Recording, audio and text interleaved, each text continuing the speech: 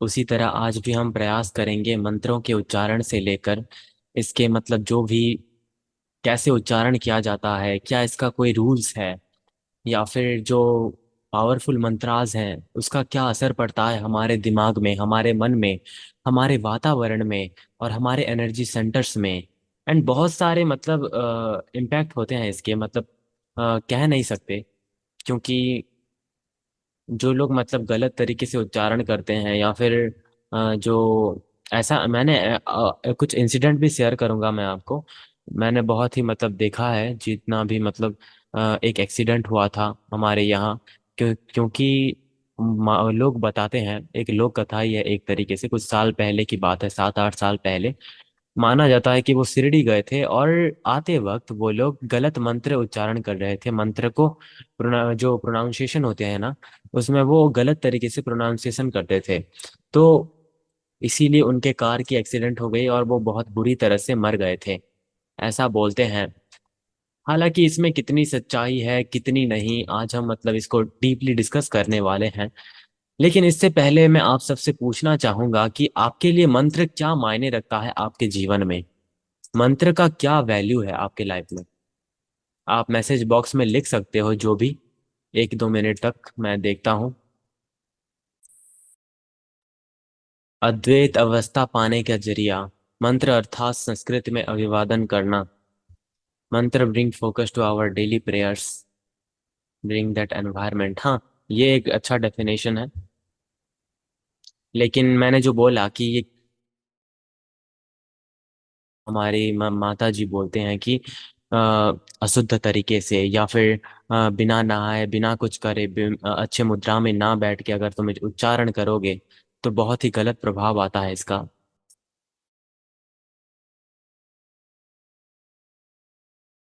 तो ऐसे ही कुछ इंसिडेंट्स हैं, मैं वेरीफाई किया हूँ और इसको मैं शेयर करूंगा आपको।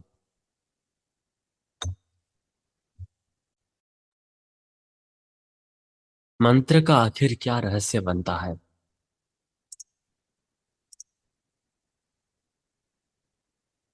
ये मात्र शब्दों का समूह नहीं बल्कि एक दिव्य ऊर्जा का स्रोत होता है।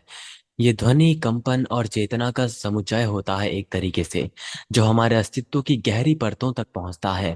प्राचीन ऋषियों ने मंत्र को केवल उच्चारण की दृष्टि से नहीं बल्कि संपूर्ण ब्रह्मांडीय कंपन और ऊर्जा के विज्ञान के रूप में देखा था। मंत्र रहस्य को समझने के लिए हमें ध्वनि, चेतना, ऊर्जा और ब्रह्मांडीय स्वरूप को समझना होगा। ये लाइन आप समझिए जो मैंने बोला, ध्वनि, चेतना, ऊर्जा। ये सेम बात निकोला टेस्ला ने भी बोला था कि if you want to know the secrets of universe you have to think in terms of energy, frequency and vibration. तो अगर आपको मतलब इन रहस्यों को उजागर करना है तो आपको इसी लेवल पे जाना होगा, और मंत्र एक उसी वे का काम करते हैं। ध्वनि, चेतना और ऊर्जा के सूक्ष्म स्तरों तक पहुंचाने का मतलब ये काम करते हैं।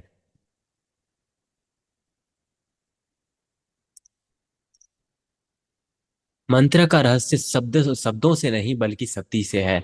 आधुनिक विज्ञान ये प्रमाणित कर चुका है कि संपूर्ण सृष्टि ऊर्जा से बनी है, हम ये जानते हैं। और ऊर्जा का कंपन होता है।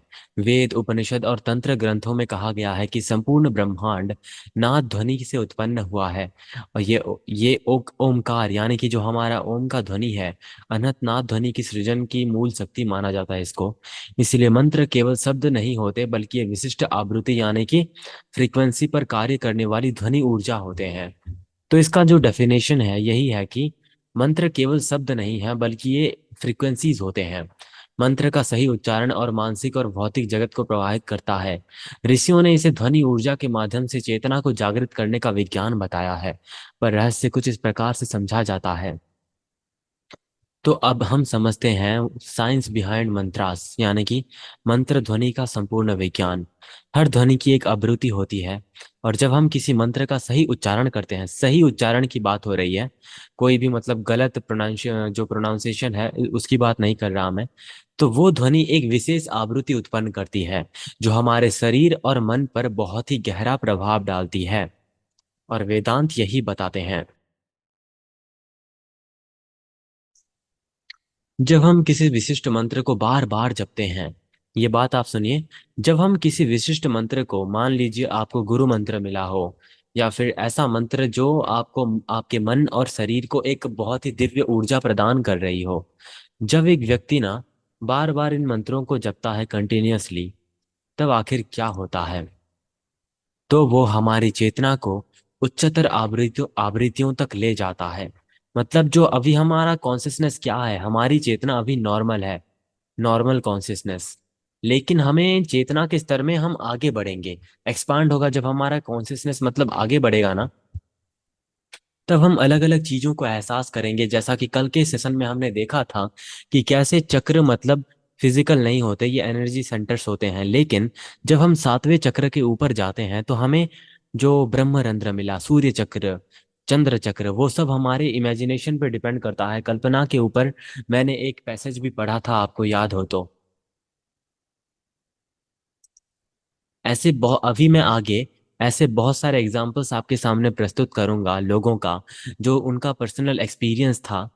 लेकिन इससे पहले बीज मंत्र, मतलब आपने सुना होगा, हमारे बीज मंत्र होते हैं हमारे 7 चक्रों के। हीम क्लीम श्रीम क्रीम, ये सब बीज मंत्र होते हैं। मूलाधार चक्र के लिए ओम लंग नमः, ये सब हमारा जो चक्र का मंत्र है। गुप्त रहस्य क्या है इसके बारे में? क्यों कुछ मंत्र अधिक प्रभावी होते हैं? ये सवाल भी आता है आपके मन में भी, अब ऑब्वियसली ये आया होगा कि आखिर क्यों कुछ मंत्र अधिक हम पे मतलब प्रभाव डालते हैं। हर एक व्यक्ति के लिए मतलब अलग अलग प्रकार का मंत्र काम आता है। किसी को मतलब अगर मानसिक शक्ति चाहिए तो वो बजरंग बली का मंत्र मतलब पाठ कर सकता है। देन उसके बाद अगर उसको डर से छुटकारा पाना है तो शिव जी का महामृत्युंजय मंत्र पाठ कर सकता है। ये डिपेंड करता है उसके ऊपर, उसके कैरेक्टर, बिहेवियर और उसके मतलब जीवन के हर एक पहलुओं पर ये डिपेंड करता है। तो मंत्र 2 प्रकार के होते हैं, ये आप याद रखना। सामान्य मंत्र और सिद्ध मंत्र। सिद्ध मंत्र वो होते हैं जिनको एक निश्चित विधि विधान से हजारों बार जाप किया जाता है, जिससे वे जागृत हो जाते हैं। सामान्य मंत्र की तुलना में सिद्ध मंत्र का प्रभाव कई गुना अधिक होता है। ये बहुत ही मतलब एक पॉइंट था, आपको याद रखने की जरूरत है। 2 प्रकार के मंत्र होते हैं, सामान्य मंत्र और सिद्ध मंत्र। सिद्ध मंत्र यानी कि जो निश्चित विधि विधान से हजारों बार जाप करके उसको एक्टिव करते हैं। यूं ही नहीं, लोग हजार बार एक एक प्रकार के मंत्र का जाप करते हैं। अनेक प्रकार के मंत्र होते हैं ना, तो लोग अलग अलग प्रकार के मंत्रों का कई अलग अलग तरीकों से जाप करते हैं। देन सामान्य मंत्र क्या हो सकता है? जो भी नॉर्मली जो विधि विधान की आवश्यकता नहीं पड़ती जिसमें, उसको हम सामान्य मंत्र कहते हैं। अब आता है गुरु द्वारा मंत्र दीक्षा का महत्व। जो गुरु मंत्र बोलते हैं ना कि मुझे अपने गुरु ने मंत्र दिया, यही मंत्र को मतलब बार बार जाप करो, इस पे हम थोड़ा देख लेते हैं।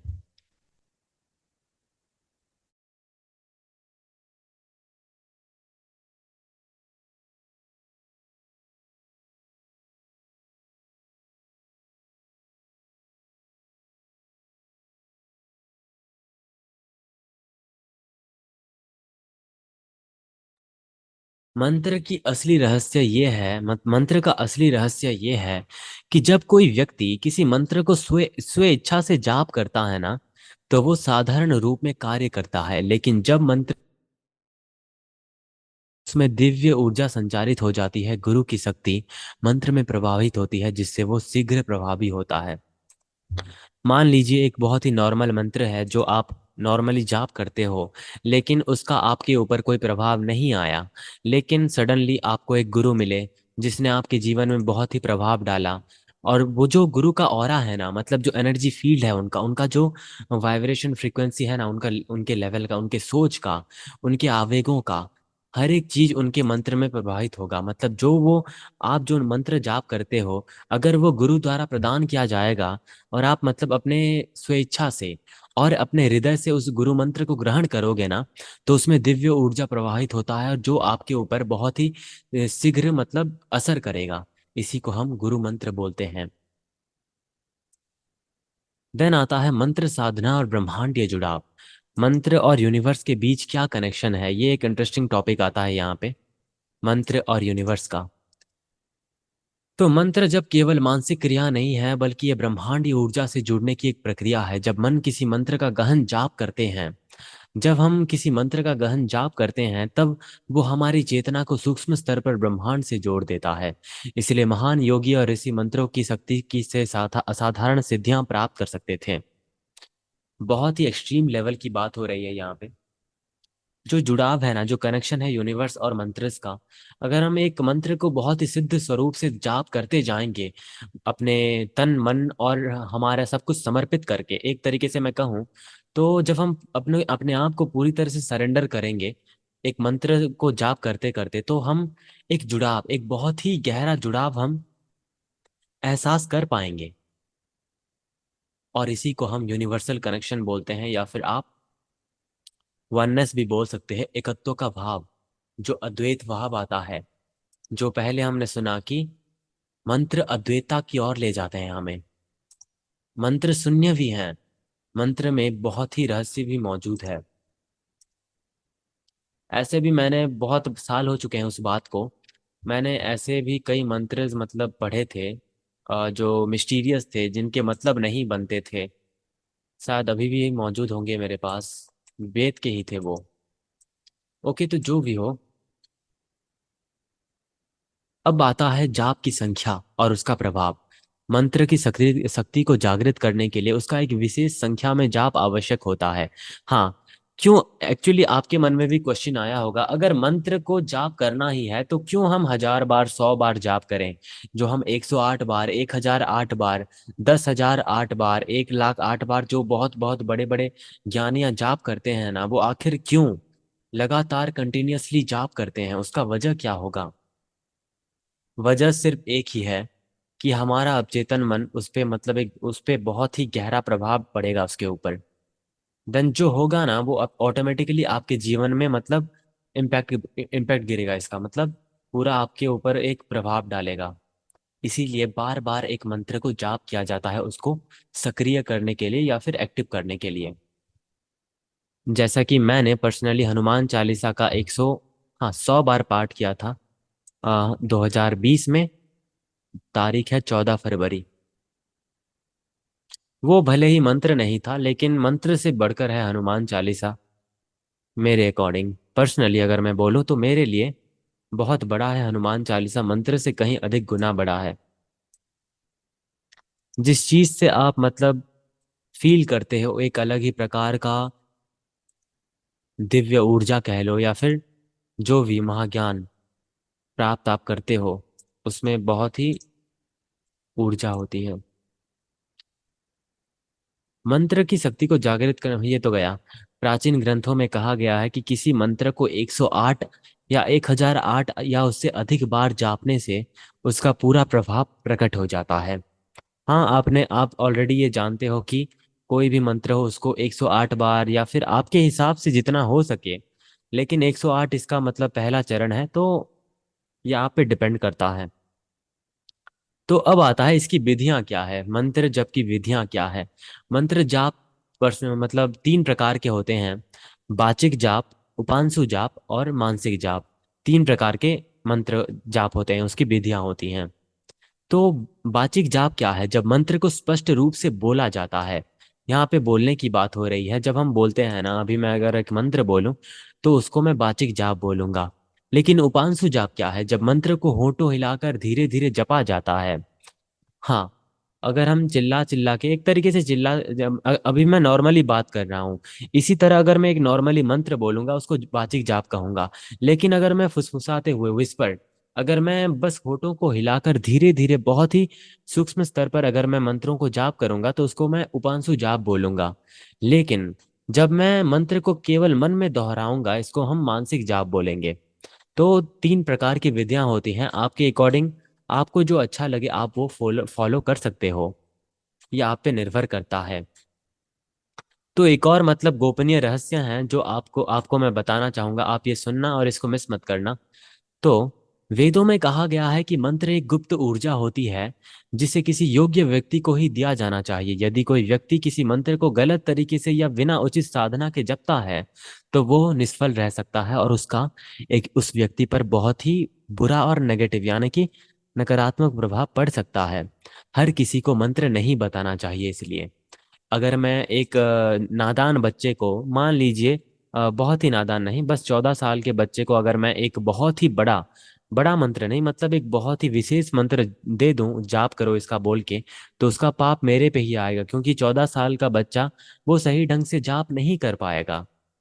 अगर हाँ, अगर वो बचपन से ऐसे वातावरण में बड़ा हुआ हो, बचपन से उसने मतलब वेद पाठ किया हो, जानता हो वो, हाँ, ऐसे ऐसे बच्चों को आप दे सकते हो। लेकिन जो बच्चे भौतिकवादी हैं, मटेरियलिस्टिक हैं, ऐसे बच्चे गलत रूप से जाप करेंगे, अगर आप उनको देंगे वो मंत्र, तो उसका प्रभाव, नेगेटिव प्रभाव आप पे भी और उस बच्चे पे भी पड़ेगा। यही बात है ये।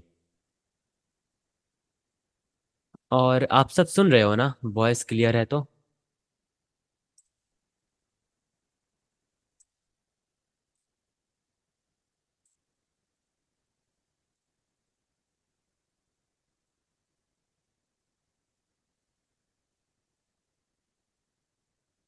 नकारात्मक ऊर्जा और मंत्र की रक्षा, एक बात आती है यहाँ पे। वे अनुचित तरीके से बोले जाएं तो वो नकारात्मक प्रभाव डाल सकते हैं। इसीलिए मंत्र जप के दौरान शुद्धता, एकाग्रता और सच्ची सही उच्चारण आवश्यक होती है। जैसे तैसे नहीं जाप करना चाहिए, यही बात है यहाँ पे। और जो लोग मतलब बिना नियम और बिना विधि विधान के जाप करते हैं मंत्रास को, तो क्या होता है, अगर आप कहो तो मैं एक छोटी सी कहानी सुनाना चाहूंगा, जो मतलब आप उससे एक जान पाओगे कि मंत्र को जैसे तैसे नहीं जाप करना चाहिए। तो क्या आप सब सुनना चाहोगे?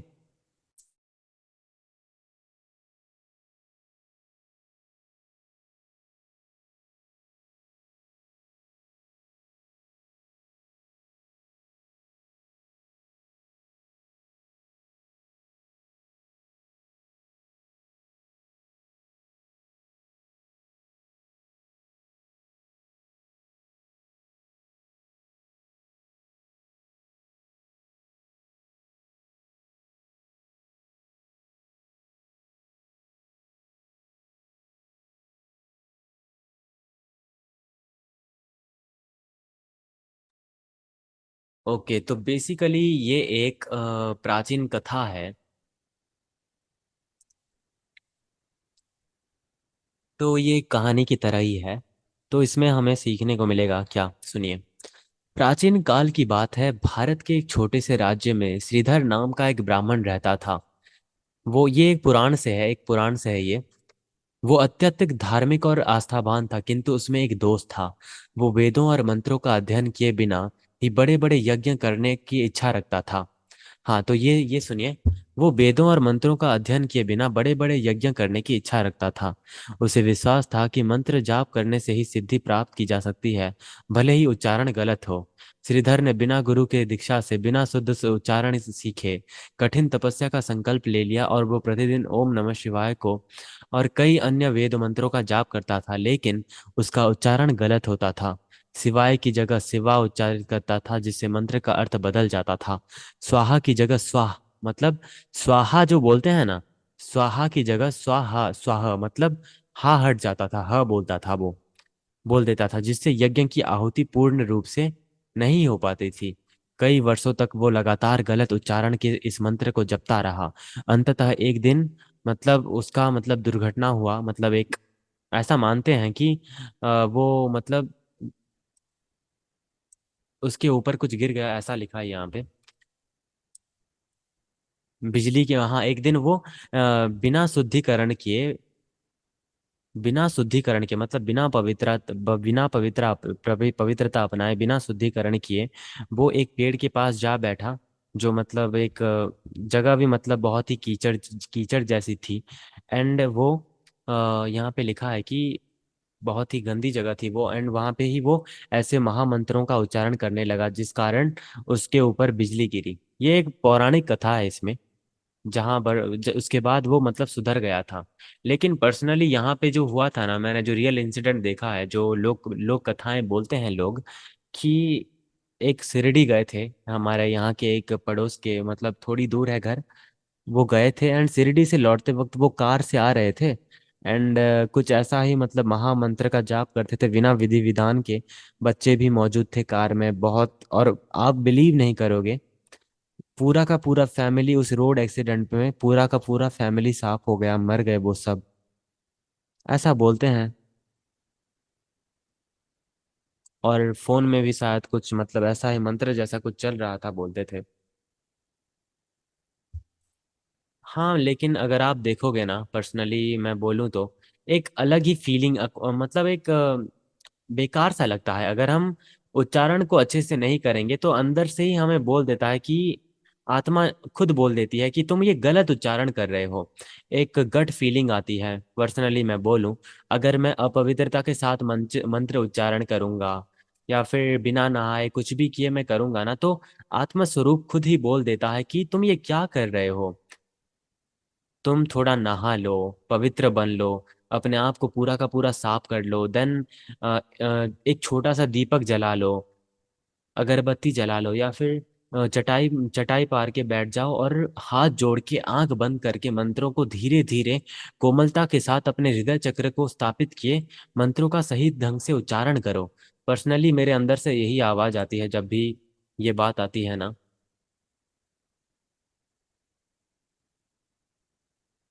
तो यही था मंत्रों का मतलब जो पूर्ण रूप से था।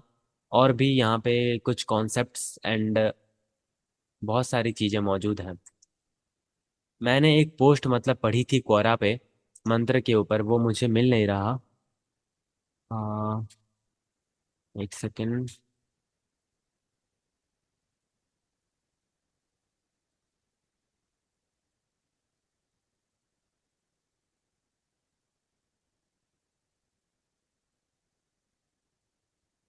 एक बेहद ही काव्यात्मक पैसेज भी मैंने काव्यात्मक और दार्शनिक पैसेज भी मैंने लिखा था वेद मंत्रों के ऊपर।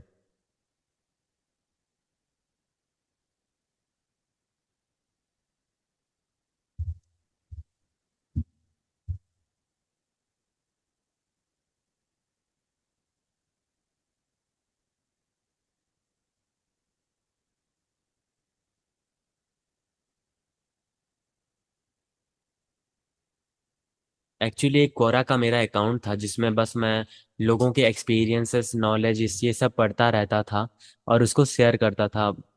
शायद वो अकाउंट मेरा गुम हो गया है, डिलीट हो गया है शायद, मिल नहीं रहा वो मुझे। उस अकाउंट में इतना नॉलेज मैंने मतलब दूसरों का रीशेयर किया था ना, जिससे मुझे पर्सनली बहुत हेल्प मिलती है। सोशल मीडिया में यही यूज़ करता हूँ, फ़ोन यूज़ करता हूँ, दूसरों के अनुभवों को पढ़ना, दूसरों के एक्सपीरियंस को मतलब खुद एक्सपीरियंस करना, बहुत अच्छा लगता है ये। हाँ वो अकाउंट मुझे मिल गया, तो यहाँ पे मैंने शेयर किया था, आपको भी शेयर कर देता हूँ स्क्रीनशॉट। मंत्र के ऊपर लिखा है इसने, मंत्राज।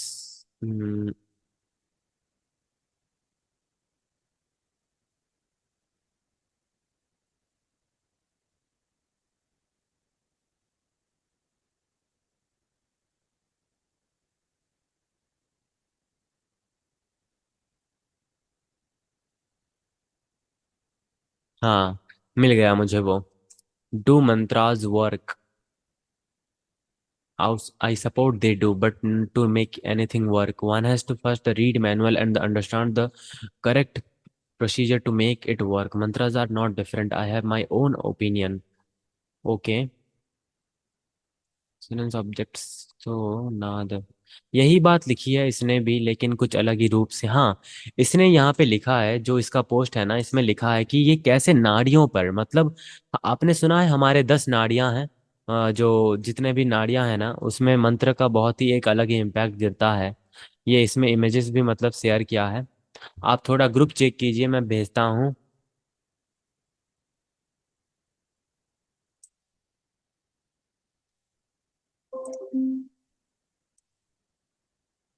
ग्रुप में आइए, देखिए ये सब मतलब ये शेयर किए हुए हैं। मैं कोरा में ये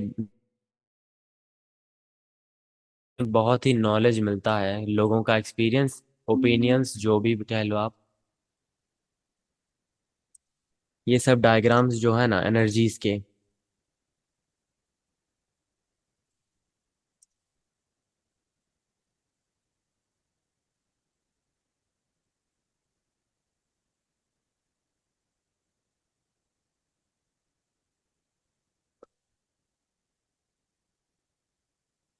तो यहाँ पे इसने आखिरी में लिखा है, पहली बात आपकी मतलब उच्चारण करने की प्रक्रिया यानी कि प्रोनाउंसिएशन सही होनी चाहिए। उसके बाद जो टोन है यानी कि जो आप जिस तरीके से आप बोलते हो वो भी प्रभाव डालता है मंत्र पे। और उसके बाद ड्यूरेशन यानी कि समय समय भी इसके ऊपर निर्भर होता है। तो only mantras that are regular human can chant without inquiring any harm. हाँ, तो यहाँ पे इन्होंने मेंशन किया है, उनके पर्सनल एक्सपीरियंस से इन्होंने मेंशन किया है ना कि गायत्री मंत्र और महामृत्युंजय जाप ये सब ऐसे मंत्र हैं जो मेनली कोई नकारात्मक प्रभाव नहीं डालते।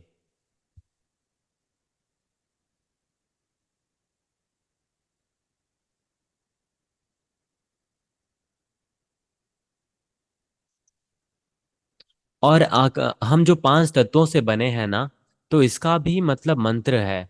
और अगर आप इसको देखना चाहोगे तो ये रहा, मैं ग्रुप में भेज दिया। इसको हम कुलाकुल चक्र बोलते हैं।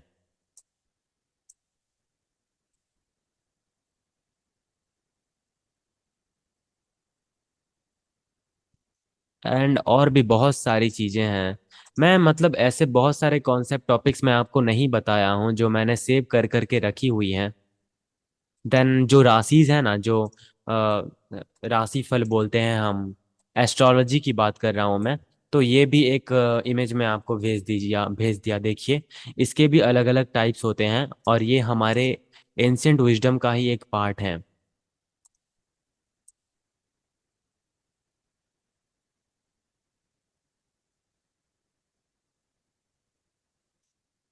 नाम जाप से आत्मबोध नहीं हो सकता ये। आत्मबोध की बात हो रही है ना। ये टोटली डिफरेंट कॉन्सेप्ट है। नाम जाप आपको मतलब शीतलता दे सकता है, शांति दे सकता है आपके मन को। देन आप बहुत ही हम्बल बन जाते हो एक तरीके से। एंड आप सीखते हो, बस सीखते चले जाते हो आगे आगे। देन सडनली आप मेडिटेशन में जाते हो। देन बहुत सारे वे होते हैं और केवल नाम जाप से नहीं हो सकता एनलाइटमेंट। देन यहाँ पे एस्ट्रोलॉजी का नक्षत्र चक्र का एक और इमेज है। एकादम चक्र, अकंठ चक्र का मंत्र है, ऋणी धानी चक्र, ये सब बहुत ही एस्ट्रोलॉजिकल बातें हैं जो हमारे समझ के बियॉन्ड है।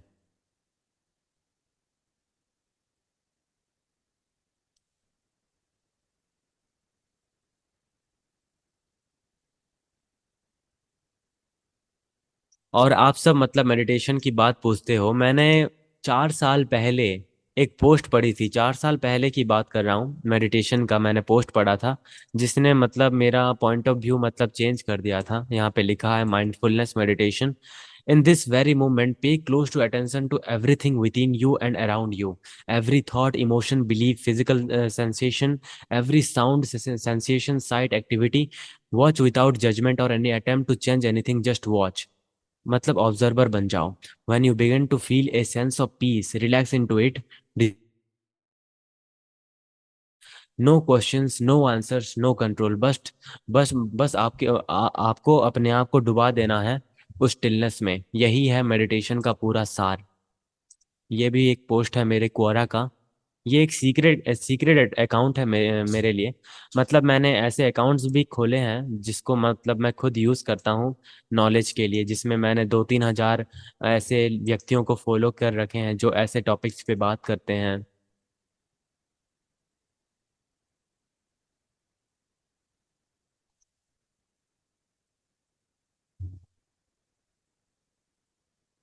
इसीलिए मैंने मतलब पर्सनल अकाउंट भी मेरा नहीं खोला हुआ कहीं पे। बस यही है जो है।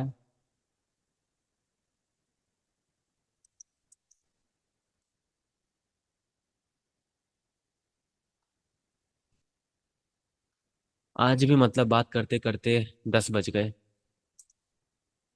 लेकिन पर्सनली आज भी बहुत अच्छा लगा।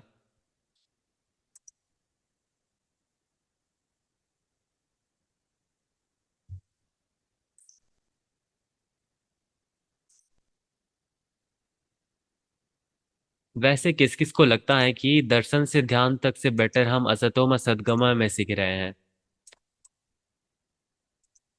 यहाँ पे कॉन्सेप्ट, टॉपिक्स और वे सब कुछ अलग है ना।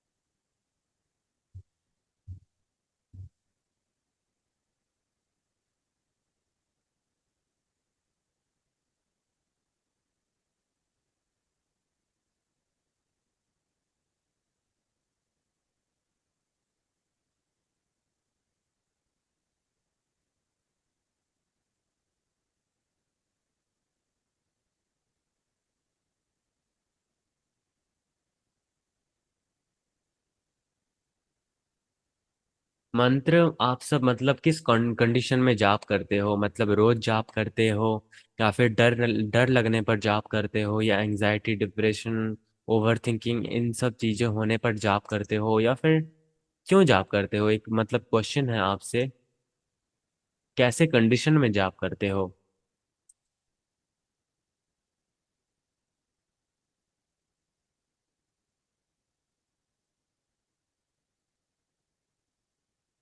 पर्सनली मैंने तो बोल दिया आपको, जब भी मतलब नेगेटिव फील होता है, या फिर मैं उठते वक्त मतलब बस ओम नमः शिवाय बोलता हूँ, या फिर बजरंग बली को याद करता हूँ, या फिर ऐसे ही एक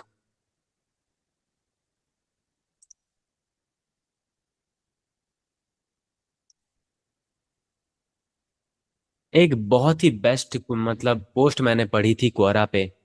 what is the difference between a teacher and a Guru?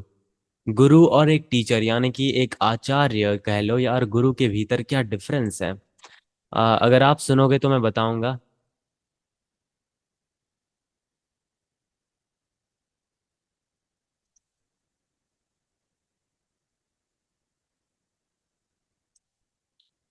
A teacher takes responsibility for your growth, but a guru makes you responsible for your growth. A teacher gives you things you do not have to require. A guru takes away things you have do not require. A teacher answers your question. A guru questions your answers. कितना deep है ये, मतलब मैं ये post ही भेज देता हूँ आपको। ये भी मतलब मैंने 3-4 साल पहले ही देखा था। पढ़ लेना आप इसको, बहुत लंबा है ना।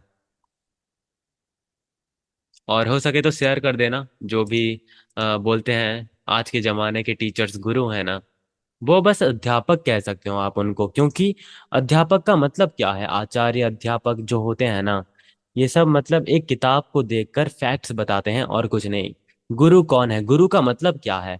जो अंधकार से प्रकाश की ओर ले जाता है आपकी आत्मा को, जो आपको मतलब मतलब आपको आगे बढ़ने के लिए आध्यात्मिकता की यात्रा में आगे बढ़ने के लिए जो आपको प्रेरित करता है, वो होता है गुरु। आज के टीचर्स तो मतलब स्टूडेंट्स के साथ मतलब क्या क्या ही बोलूं।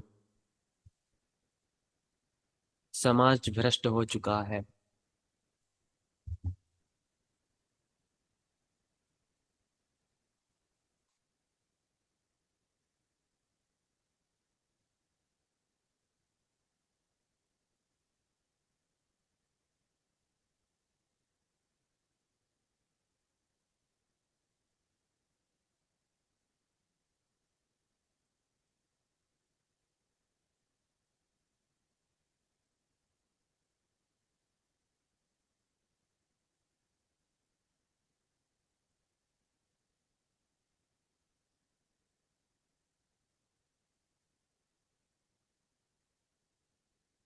महापुरुष स्वयं भी ब्रह्म का साक्षात्कार करते हैं और दूसरों को उस ब्रह्म की अनुभूति कराते हैं।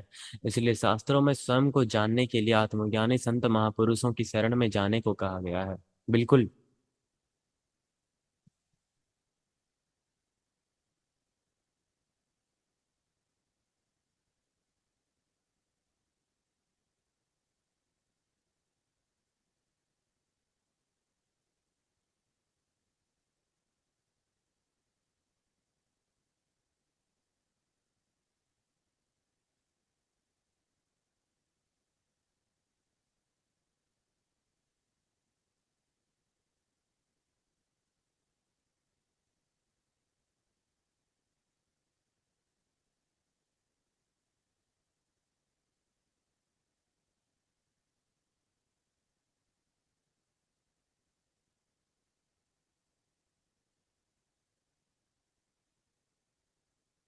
एक बहुत ही अच्छा क्वेश्चन आपने मतलब पूछा है। आत्मा, परमात्मा और परम ब्रह्म में आखिर क्या डिफरेंस है? ओके। तो जो आत्मा है वो शाश्वत और अविनाशी तत्व है, जो प्रत्येक जीवन में विद्यमान बोलते हैं हम उसको। ये चेतना का मतलब एक सूक्ष्म स्वरूप होता है जो जन्म मृत्यु के चक्र में बंधा रहता है। आत्मा को इस शरीर का स्वामी कहा जाता है, जो सुख दुख पाप पुण्य अनुभव करता है ना। उदाहरण के लिए मान लो मेटाफोरिकली, जैसे एक दीपक की आत्मा भी शरीर बदलती है, लेकिन जो कृष्ण ने बोला है ना कि वो शरीर नहीं बदल सकता। चेतन और अविनाशी है आत्मा। जीवों में स्थित मतलब एक स्थित सूक्ष्म सूक्ष्म तत्व है आत्मा। अहंकार और माया में बंधा हुआ है आत्मा। लेकिन परमात्मा क्या? परमात्मा आत्मा का सर्वोच्च स्वरूप है। ये संपूर्ण ब्रह्मांड में व्याप्त एक सर्वव्यापक चेतना है, जो मतलब एक स्रोत है। एक आत्मा का स्रोत है, आत्मा की अंतिम अवस्था मान लो आप इसको। जैसे सूर्य की किरणें सूर्य से अलग नहीं होती ना, वैसे ही आत्मा परमात्मा से भी अलग नहीं होता। उसी प्रकार आप समझ लो, जो ओमनी प्रेजेंट एक तरीके से बोलते हैं, सर्वव्यापक और सर्वशक्तिमान प्रत्येक जीव का आत्मा में स्थित रहना, इसी को है हम परमात्मा बोलते हैं। लेकिन परम ब्रह्म क्या है? परम ब्रह्म सर्वोच्च सत्य है, यानी कि अल्टीमेट ट्रुथ, जो निर्गुण है यानी कि गुण रहित है, जो निराकार है, आकार रहित है। ये अस्तित्व का परम स्वरूप है, जो नाम रूप गुण से परे होते हैं। परम ब्रह्म को अद्वैत भी कहा जाता है, जिसका अर्थ दो नहीं केवल एक है। यही निर्गुण निराकार जन्म और मृत्यु के बंधनों से परे। बस यही डिफरेंस है। आप ऐसे समझ लीजिए, आत्मा जैसे नदी की एक बूंद है, परमात्मा जैसे वो नदी जिसमें सभी बूंदें मिलती हैं। जैसे समुद्र, और परम ब्रह्म वो है जैसे समुद्र में जिसमें सारी नदियां मिलते हैं और अपना अस्तित्व खो देते हैं। यही है आत्मा, परमात्मा और परम ब्रह्म में अंतर। बहुत ही अच्छा सवाल था ये। मैं भी मतलब सोच रहा था इसका क्या रहेगा, देन मैंने इसका आंसर फाइंड किया था। हाँ, ऐसा भी आप बोल सकते हो, क्योंकि इन रियलिटी जब एक पानी की बूंद नदी में गिरती है तो वो नदी बन जाती है। एंड जब वो नदी समुद्र में मिलता है तो वो समुद्र बन जाता है। लेकिन बात अलग नहीं, बात अलग हो सकती है, लेकिन वो पॉइंट एक ही है। एक ही बात को हम अलग अलग तरीके से बोलते हैं, सोचते हैं, जो भी करते हैं।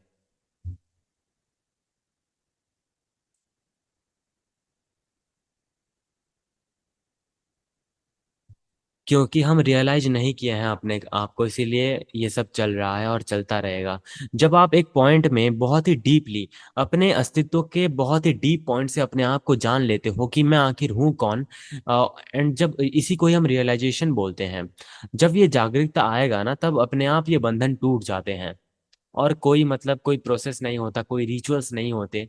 बहुत ही सिंपल फंडा है ये, कि बस रियलाइज कर लो अपने आप को। हर एक चीज को डेप्थ में रियलाइज कर लेना ही मुक्ति होती है।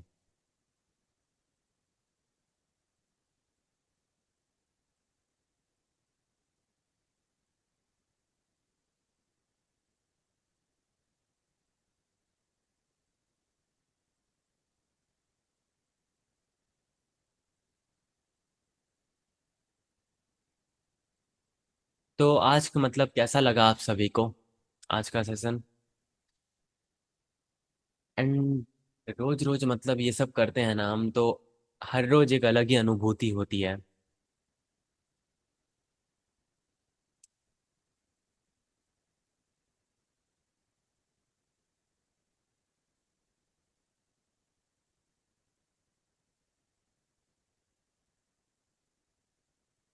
शिवरात्रि का इंतजार है हम सभी को। एंड हाँ, हम सब मतलब पूरा हो जाएगा ये 25-26 को ना। तो हम मैं करूँगा 23, एक सेकेंड, 24, हाँ। हम मंडे को नहीं करेंगे, मंडे मतलब मैं बाहर रहूंगा ना थोड़ा। तो डायरेक्टली हम शिवरात्रि को मिलेंगे 26 को। 23 तक करेंगे, 24 एंड 20, सॉरी, 24 एक दिन ही नहीं करेंगे, देन 25 को सेशन करेंगे हम। 25 से बस एक दो दिन रह जाएंगे ना शिवरात्रि को, उसके बाद।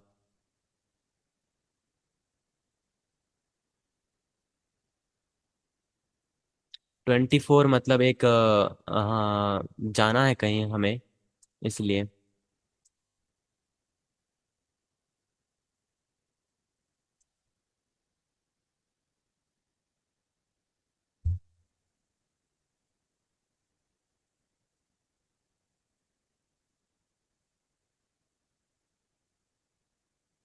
रात के ये कुछ पल जब हम जुड़ते हैं ना, बहुत ही सुबह एक अलग ही ऊर्जा फील होती है कि रात को जो हमने बात की थी वो एनर्जी के फॉर्म में मुझे मिलता है जब भी मैं बोलता हूँ ना। ये उसके बाद सुबह उठने के बाद बहुत ही तरोताजा एंड एनर्जेटिक फील होता है। पॉजिटिव, हाँ पॉजिटिव बहुत महसूस होता है अंदर से पूरा। एंड इसके बाद तो नींद आ जाती है।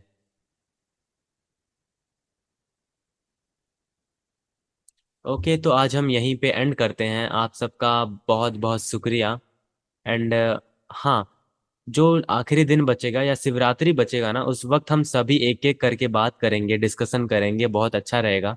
शिवरात्रि को रात कट जाएगी पूरा, अगर हो पाया तो। अगर मैं मंदिर गया तो नहीं हो पाएगा, लेकिन जो भी हो हम करेंगे साथ में, सभी बात करेंगे शिवरात्रि को। ओके, तो आज हम यहीं पे एंड करते हैं। मिलते हैं कल एक नए सेशन में एक नए टॉपिक के साथ। और कल का टॉपिक जो होगा ना, वो होगा हमारे एक सेकंड देख देता हूँ।